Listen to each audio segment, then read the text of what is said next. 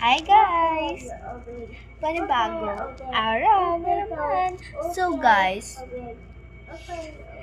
guys, now, nakita nyo na ba ang first upload ko? If nakita nyo na, mag-subscribe naman po kayo at like.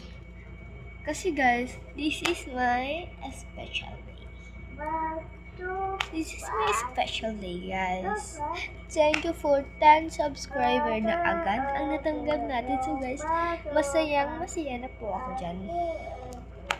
Hindi ko naman pa hinihiling na magka 1,000 na po ako. Pero guys, tanggap ko kung hindi kayo mag-subscribe, okay? Hindi kayo mag-subscribe sa aking YouTube channel, okay lang. Hindi ko naman po kayo pinipilit eh. Kung gusto niyo po, gustuhin niyo po. So guys, ito na nga. I-follow niyo po yung account ko. Editor po ko doon eh. I-follow niyo po ang Shars Edit. So, i-follow niyo rin po si Shorin67. Yun. I-follow niyo po ako. Natandaan ko yan. Kasi guys, i-stop ako ng pag-i-edit ng Manix member if hindi niyo ako fina-follow, i-stop ako. Hindi naman siya i-stop ako. Like, umi-stop, wala nang mag-follow sa akin in 1 month. Titigil na ako. Yun yung challenge ko sa self ko, guys. Pero kung ayaw nyo, ayaw.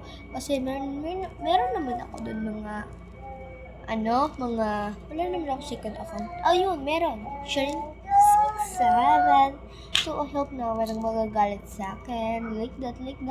Kasi guys, pina-follow ko lang naman. Kaya kung ayaw nyo po i-follow, okay lang po. Wala naman po pupilit. No hate po sa mga basher. Alam ko po, new lang po ako dito sa YouTube, tapos magpa-follow na naman po ako. Alam ko naman po yun. Yung gusto ko lang is dumami yung followers kasi meron ako kinakalaban. Pero hindi naman po ako masama. Hindi naman sasabot-sabutan. Yung lang. Yung hindi yung magsasabot-sabunutan ka. Yung lang kasi yung akin is gusto ko lang naman